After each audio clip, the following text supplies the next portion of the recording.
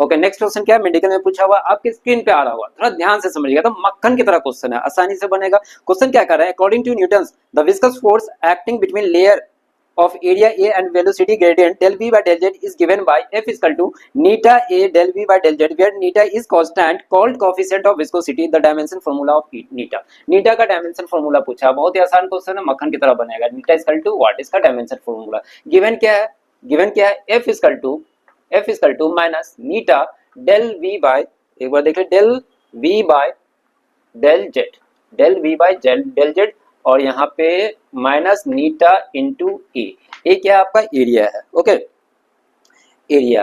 अब नीटा का हमें निकालना है, कैसे निकालेंगे डायमेंशन, नीटा को यहीं पे रहने देते, बाकी चीज को इस तरह लिख सकते हैं, नीटा is equal to force del z bye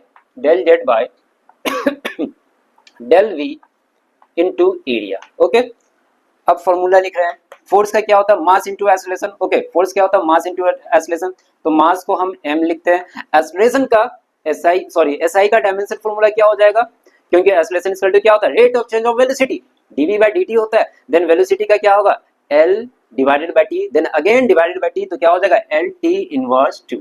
okay, force का आप याद भी कर सकते हो, ml t inverse 2। Del z क्या है, लेंथ है, तो लेंथ का हम l लिख देते हैं। ओके, आगे वेलोसिटी क्या होता है, एल टी पे पावर -1। एरिया क्या होता है, लेंथ इंटू ब्रेथ, दोनों में क्या डिस्टेंस है, तो हम लिख सकते हैं एल स्क्वायर हो गया।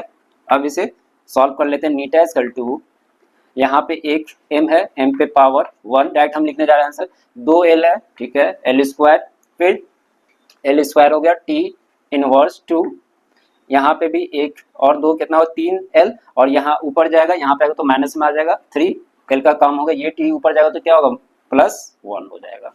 अब इसे सॉल्व कर लेते हैं, यहाँ पे फाइनल आंसर लिखते हैं, नीटा इज इक्वल टू, एक m है, लिख दिया एक m। नेक्स्ट क्या था आपका, यहाँ पे 2l है, यहाँ पे -3l, तो क्या हो जाएगा, -1 होगा, यहाँ पे +1।